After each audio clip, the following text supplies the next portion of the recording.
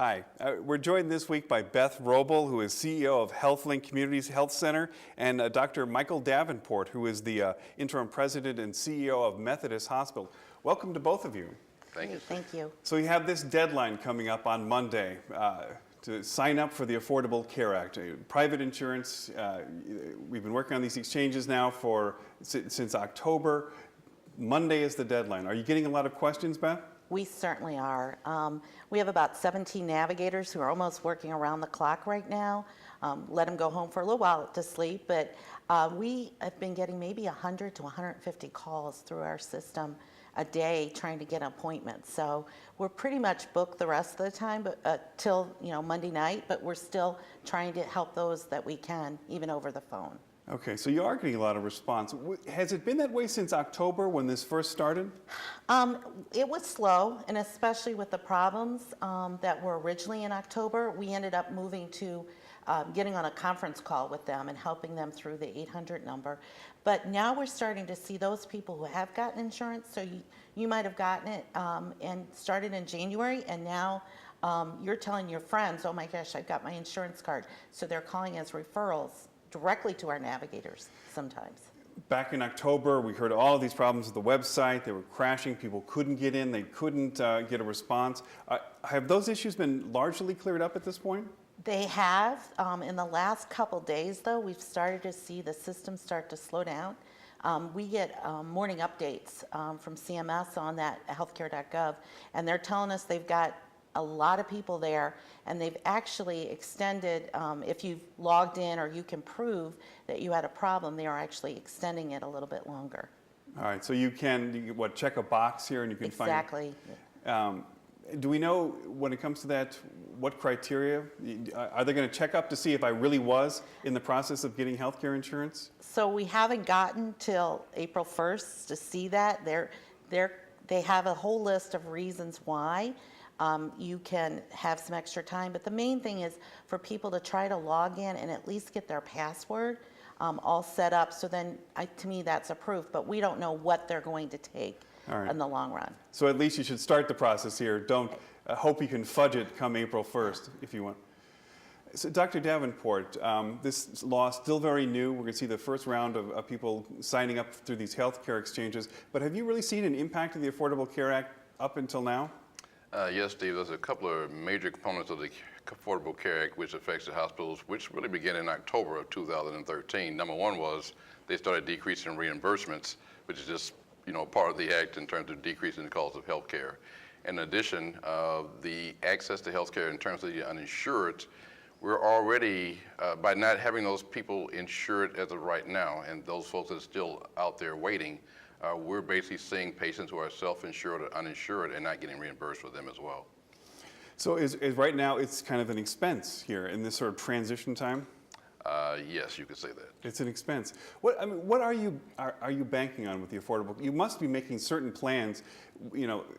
There may be changes in the law. There may not be changes in the law. But how are you preparing for this? Right. So the most important thing in terms of a hospital point of view is that, especially a hospital like Methodist, which is a safety net hospital which takes care of people regardless of their ability to pay, is that we have patients who have insurance that are covered.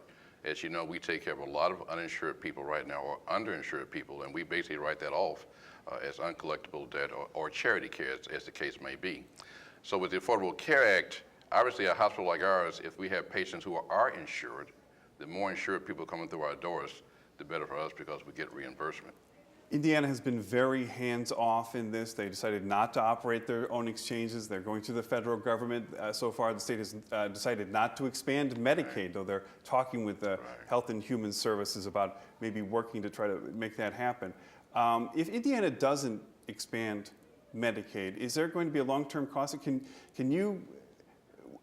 What will things look like in a couple of years if Indiana doesn't expand Medicaid? Beth? Well, we're going to continue to see those uninsured people.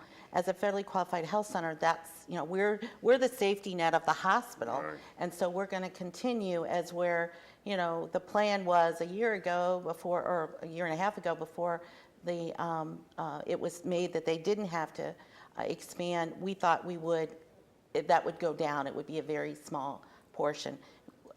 we have about 45% of our patients today that are uninsured, and we think probably about 80% of those would have qualified for Medicaid expansion. Would have qualified under Medicaid expansion. If we don't expand Medicaid, what happens? So from a hospital point of view, as you can imagine, once again, we treat those patients regardless of their ability to pay. And if those patients don't get insured, then basically we can continue to treat them and not be paid for them.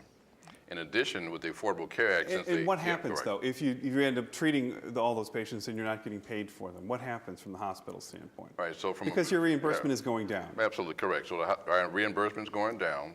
It's anticipated that some of that reduction in the reimbursement from the government would be supplemented or made up by people becoming insured and therefore being able to pay. That doesn't happen. That just means we continue to work at an increasing deficit.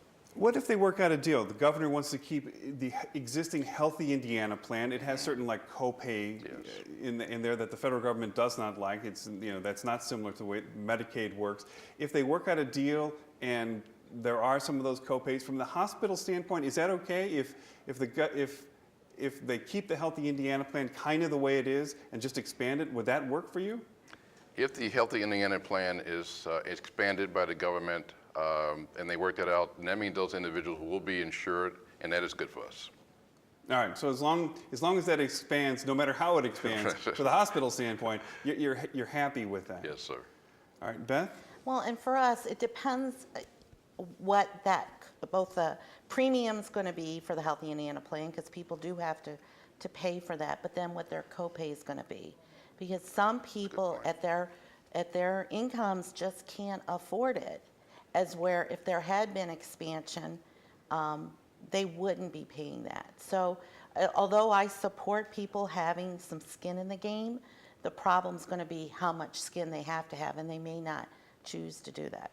Yes. So generally speaking, conceptually, if they're insured, that's a good thing. So that's my general answer to that question. But she is correct. If you have a deductible that's so high that you can't pay it, then you're still uninsured effectively. Because people won't come in? Well, they're going to come in if they're sick. Hopefully, we want them to come in, but that doesn't mean they'll be able to pay for their care, even though they're quote unquote uninsured at that time.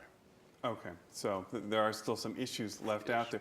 This is a question I keep asking everybody when it comes to the Affordable Care Act. Another deadline coming up Monday. People are supposed to sign up for the insurance. Once that happens, how long should we give this law? You also have critics. Senator Coates is one of those critics. The governor has been another one of the critics, saying that this law is unworkable. How long do we give this law before we know whether or not the Affordable Care Act is functional? I think another year to see. We got to do the next round of enrollments and really start to see, the insurance companies will have a year to look at what their offerings were. There are high deductibles in what the exchange is offering. So even if you don't have to pay much in a premium, your deductibles are high. And I agree, some people will wait till they have to go to the ER, and that's not a good place. Yes, they'll take care of their episodic visit, but if they have hypertension or they have diabetes, that's not the place to get the care. It's actually in primary care. A year? When we come back here and have this conversation in a year, we'll have a really good idea of whether or not this is working? Well, if we are here a year from now and we have millions, hundreds of thousands of Hoosiers uninsured, it's not going to be good. I mean, we know that. That has to happen. People need to be taken care of, and hospitals and FQHCs who take care of the individuals need to be reimbursed for that care. They have to be reimbursed for that care. Really quickly, those penalties, if you don't sign up for the insurance, they don't kick in and you won't really see them until you pay your taxes next April. Right. That's how that works? Exactly. And what we have found is those people that applied and maybe qualified for Medicaid expansion and Indiana didn't in the early, didn't get a number to put on their tax returns. The ones that are just getting it now, there's a number that they will have to put in there. So that's another big debate is what are we going to, are we going to have to go through this again come November and try to get them to reapply? I guess I just keep hoping and praying that there is some kind of expansion that will help these people that are caught in the middle of nowhere. All right, well, that's unfortunately where we're going to have to leave it. Beth Roble, CEO of HealthLink, Dr. Michael Davenport, Interim CEO, President of Methodist Hospital. Thanks to both of you for being on. Thank you. Thank you, Steve.